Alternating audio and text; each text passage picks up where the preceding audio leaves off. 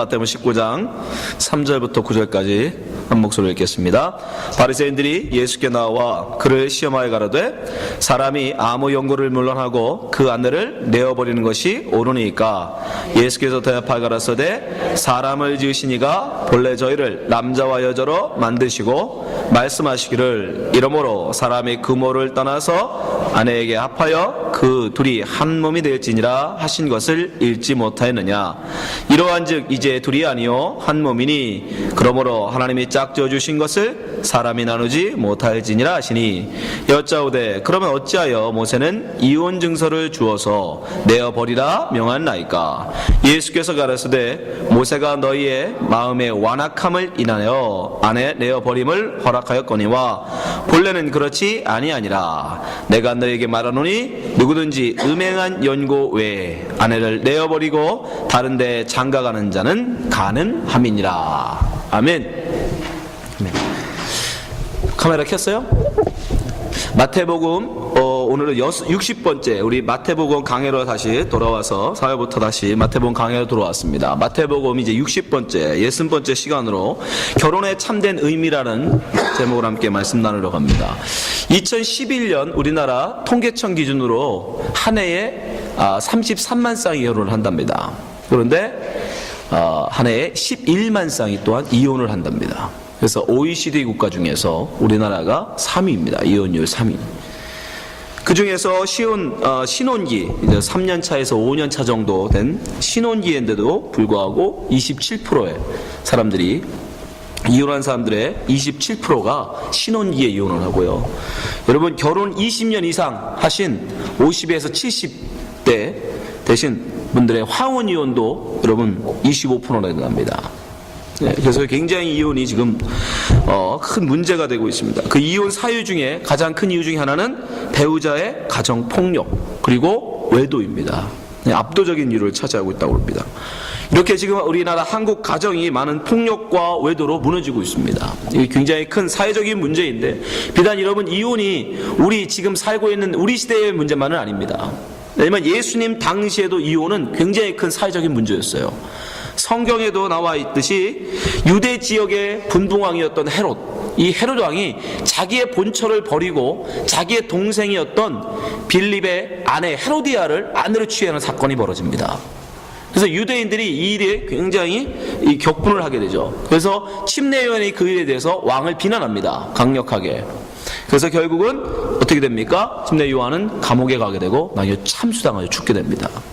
마태복음 14장 3절에 보면 전에 헤롯이 그 동생 빌립의 아내 헤로디아의 일로 요한을 잡아 결박하여 옥에 가두었으니, 이 헤롯이 본처를 이혼해버리고 자기 동생의 아내를 빼앗아서, 그것도 빼앗은 겁니다. 그냥 강제로 빼앗아서 결혼을 했어요.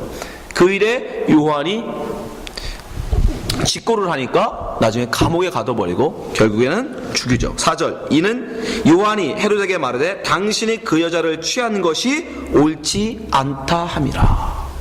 네. 그래서 굉장히 큰 이 사회적인 문제가 됩니다.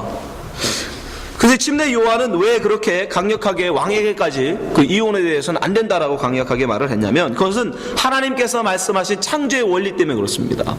창세기에 보면 하나님께서 그 결혼에 대해서 이렇게 말씀하고 계시죠. 창세기 2장 22절, 여호와 하나님이 아담에게서 취하신 그 갈빗대로 여자를 만드시고 그를 아담에게로 이끌어 오시니 아담이 가로되 이는 내 뼈 중에 뼈요 살 중에 살이라. 이것을 남자에게서 취하였은즉 여자라 칭하리라 하니라. 이러므로 남자가 부모를 떠나 그 아내와 연합하여 둘이 한 몸을 이룰지로다. 이 하나님 말씀이거든요. 하나님 말씀이거든요. 부모를 떠나서 아내와 연합하여 이제 둘이 한 몸이 되라. 이게 하나님 말씀이란 말이죠. 그렇기 때문에 절대 이혼 불가를 선언한 거예요. 예. 근데 침례 요한, 사실은 이 요한은 유대인들 중에서는 보수파입니다. 율법에 대해서 굉장히 좁게 해석하는 보수파예요. 그러나 그 반대 세력도 있었어요. 굉장히 많은 근데 유대인들은 이런 침례 요한과 반대로 굉장히 이혼을 찬성하고 있었습니다. 그것은 그 사람들이 근거로 뭘 제시했냐면 신명기 24장 1절이에요.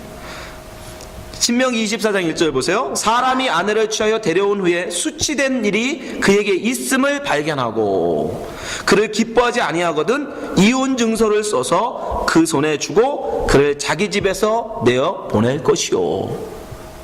모세는 이혼을 해도 된다는 거예요. 근데 전제 조건이 있었어요. 모세가 율법을 쓸 때, 이 율법을 명할 때는 전제 조건이 있었습니다. 아내를 취하여 데려온 후에 수치된 일이 그에게 있음을 발견하면이에요. 그러니까 여자가 혼외 정사에 부정한 그런 것이 드러나면 이혼 증서를 써주고 이혼할 수 있다라는 뜻이었어요. 그런데 이 사람들이 나중에 와서 예수님 낭시 때까지 내려오면 이 유대인들은 이것을 좀 더 넓은 뜻으로 유권 해석합니다. 그래서 거기에 보면 그를 기뻐하지 아니하거든 이라는 것을 핑계 삼아서 그냥 혼외 정사 이외에 부인이 마음에 안 들면 이혼 증서만 써주고 이혼할 수 있다라고까지 해석했어요. 그래서 굉장히 많은 사람들이 유대인들 중에도 이혼을 했어요. 그래서 마음에 안 들면 살다가 마음에 안 들면 이혼 증서 써줘버리고 내보내버리고 자기가 마음에 드는 여자를 또 취해서 결혼을 하는 거예요. 그러니까 일명 합법적인 간음을 하고 있었던 거예요. 합법적 간음. 율법적으로 문제가 없다 이거죠. 이혼 증서 써주랬잖아. 그래서 나 써줬어. 그걸로 끝이에요. 그래서 유대 내에서는 그 두 개로 나눠졌어요. 이혼 증서 써주면 얼마든지 이혼할 수 있다라는 사람들과 침례 요한, 바세바 이른바 그 강력한 그 아주 보수 세력이었던 사람들, 침례 요한을 위시한 이쪽에서는 절대 안 된다. 간음 이외에 다른 것으로 이혼할 수 없다라고 아주 두 부류가 나눠서 심각한 대립을 하고 있었습니다. 그때 바로 예수님께 바리새인들이 와서 묻는 거예요. 예수님 당신은 어떻습니까? 당신은 어떻게 생각합니까? 오늘 본문 3절 말씀 보세요. 마태복음 19장 3절. 바리새인들이 예수께 나와 그를 시험하여 가로되. 한번 시험해보자는 거예요. 어느 쪽인가? 사람이 아무 연고를 물러나고, 이건 다 포함하고 있는 거야. 아무 연고라는 뜻은 뭐예요? 간음이든지 아니면 마음에 안 들든지 어떤 연고로든 이런 뜻이에요. 그 아내를 내어버리는 것이 옳으니까? 라고 물었어요. 그 예수님이 뭐라고 말씀하십니까? 자, 4절부터 6절입니다. 4절. 예수께서 대답하여 그랬어요. 사람이 지으신 이가 본래 저희를 남자와 여자로 만드시고 말씀하시기를 이러므로 사람이 그 부모를 떠나서 아내와 합하여 그들 한 몸이 될지니라 하신 것을 읽지 못하였느냐. 어디 말씀이죠? 창세기 말씀이에요. 6절. 이러한즉 이제 둘이 아니요 한 몸이니 그러므로 하나님이 짝지어 주신 것을 사람이 나누지 못할지니라. 예수님은 누구 편? 침례 요한의 견해를 지지하시는 거예요. 하나님이 짝져준 거다. 결혼 니들이 하는 게 아니다. 하나님이 짝져주신 거기 때문에 사람이 나누면 안 된다. 그러니까 대번 그 이혼 찬성론자들이 대묻죠. 모세 율법에는 이혼 증서 쓰고 이혼하라고 했는데요. 그 7절 보세요. 여짜오되 그리하면 어찌하여 모세는 이혼 증서를 주어서 내어 버리라 명하였나이까? 바로 반론하는. 이혼 증서 쓰고 그럼 이혼하라는 모세의 말은 뭐냐? 당신 지금 모세 명을 무시하는 거냐? 이걸 올무 잡으려고 하는 거죠. 그 8절 9절 예수님이 대답하시죠. 예수께서 가라사대 모세가 너희 마음의 완악함을 인하여 아내 내어버림을 허락하였거니와 본래는 그렇지 아니하니라.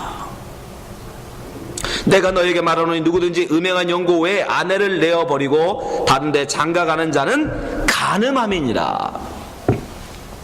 여러분, 바리새인들은 지금 율법, 모세가 적어준 이 신명기의 이 율법을 문자 그대로 해석하고 있는 거예요.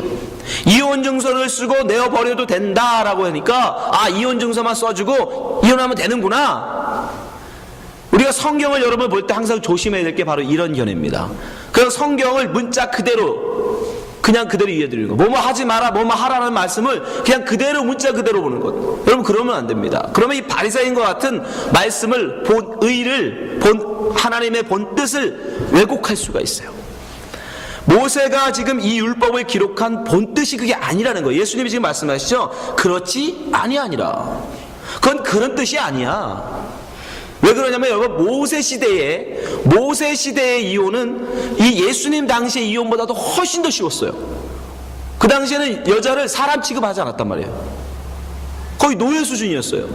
그래서 자기 아내를 얼마든지 취하고 그때는 문서도 없이 말로 얼마든지 내쫓을 수 있어요. 네. 너 오늘부터 나가. 그러면 끝이에요 그걸로. 그런 시대에 모세가 이혼증서, 네가 만약에 정말 아내를 내어 쫓고 싶으면 이혼증서를 분명히 쓰고, 왜 이 여자를 내가 내치해야 되는지 이혼증서를 쓰고 그 손을 주고 내보내라. 그건 무슨 말이에요? 합당한 이유 없이 보내지 못한다는 뜻이에요. 얼마든 이혼하고 싶으면 이혼증서 써서 내보내, 이 뜻이 아니고 너희들은 합당한 이유 없이 마음대로 쫓으면 안 돼 라는 뜻이란 말이에요. 원래 뜻은 모세가 이혼증서 쓰고 내보내, 이 뜻은 이혼하지 말라, 이 뜻이었어요. 그렇게 마음대로 니들 마음대로 막 내어버리고 또 새로 얻고 이러지 말고 분명한 이유. 모세는 그 이유가 뭐였어요? 혼외정사.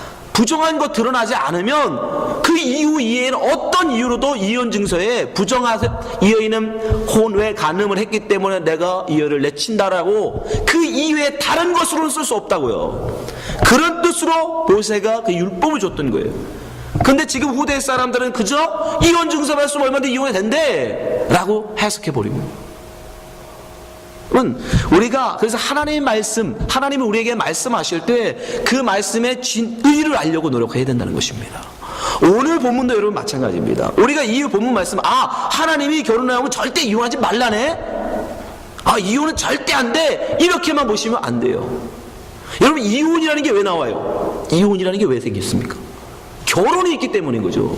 그렇잖아요? 결혼이라는 것이 있기 때문에 이혼이라는 게 생긴 거예요. 결혼이라는 제도가 없으면 이혼도 없습니다.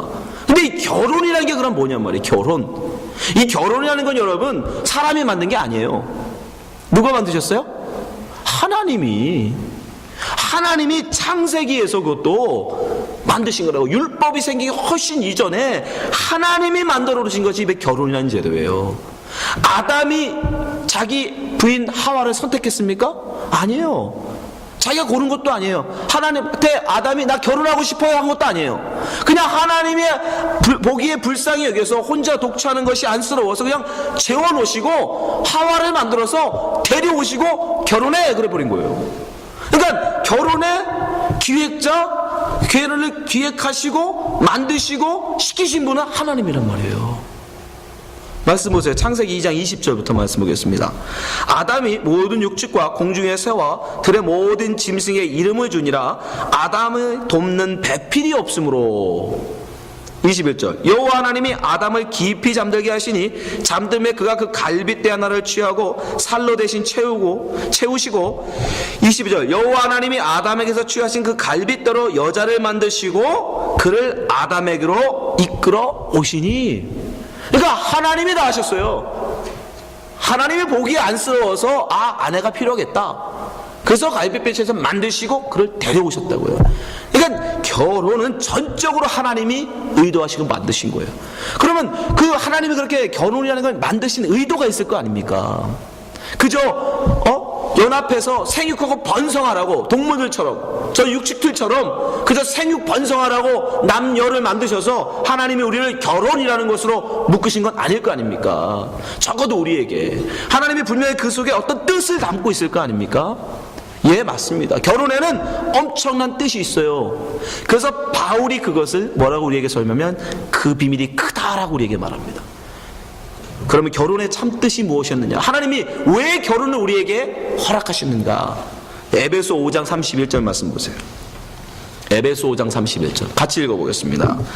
시작. 이러므로 사람이 부모를 떠나 그 아내와 합하여 그 둘이 한 육체가 될지니. 32절 시작. 이 비밀이 크도다. 내가 그리스도와 교회에 대하여 말하노라. 아멘. 31절의 말씀은 뭐였어요? 창세기의 말씀 그대로죠. 그렇죠? 창세기의 말씀 그대로 인용하신 다음에 바울이 32절에 뭐라고 그래요? 이 비밀이 크도다. 이 결혼의 비밀이 크다라는 거예요. 남녀가 하나로 연합하는 이 비밀이 참으로 크다는 거예요. 그건 곧 뭐다? 그리스도와 교회의 연합. 여러분, 결혼은 단순히 남녀가 만나서 결합을 해서 생육하고 번성하는 게 아닙니다, 여러분. 아니면 자기의 부족한 점을 상대방에게, 배우자에게서 채우는, 자기의 필요를 채우는 그런 것도 아닙니다. 결혼이라는 것은 결혼 속에 하나님의 복음, 하나님의 구원, 그 속에 담궈 놓으신 거예요. 신랑 되신 예수 그리스도께서 신부인 교회를 어떻게 거룩한 신부로 만들어서 그를 영원히 함께할 하나님의 나라로 이끌어 가시는가, 그것을 그림으로 우리에게 보여주시는 것이 바로 결혼이에요. 결혼. 여러분, 결혼 속에서 우리는 그걸 발견해야 되는 거예요. 이 원리로 바로 신랑 예수 그리스도와 신부인 교회의 관계, 이 관계로 우리는 아내로서 남편으로서 이 결혼 생활을 해야 되는 거예요. 그래서 바울이 에베소 5장 22절에 그것을 아주 자세하게 설명하고 있습니다. 한번 잘 보세요. 이것이 정말 하나님이 의도하신 결혼 생활이에요. 자, 에베소 5장 22절부터 보겠습니다. 아내들이여 자기 남편에게 복종하기를 죽게 하듯 하라. 23절, 이는 남편이 아내의 머리됨이 그리스도께서 교회의 머리됨과 같음이니 그가 친히 몸의 구주시니라. 그러니까 아내가 남편을 대할 때 교회가 주님, 예수님을 대하듯 하라는 거예요. 그것이 결혼에 숨겨있는 비밀입니다. 그러나 교회가 그리스도에게 하듯 아내들도 범사에 그 남편에게 복종할지니라. 그럼 25절, 남편들은 어떻게 됩니까? 25절, 남편들아 아내 사랑하기를 그리스도께서 교회를 사랑하시고 위하여 자신을 주심같이 하라.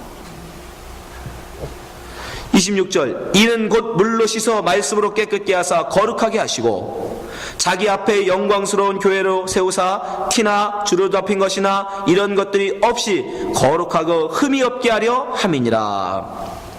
이와 같이 남편들도 자기 아내 사랑하기를 제 몸같이 할지니 자기 아내 사랑하는 자는 자기를 사랑하는 것이라.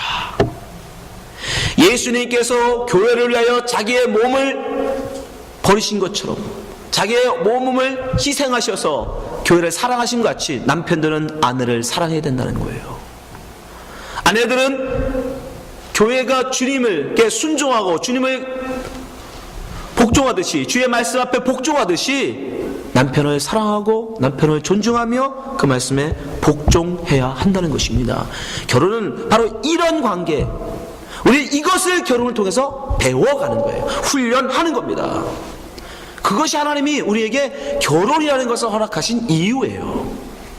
그런데 이런 하나님의 놀라운 결혼의 의미를 모르고 내 만족을 위해서, 자기의 신분 상승을 위해서, 자기의 행복을 위해서 배우자를 찾다 보니까 배우자에게서 자기 만족이 채워지지 않으면, 자기 행복이 채워지지 않으면 가차없이 버리는 거예요.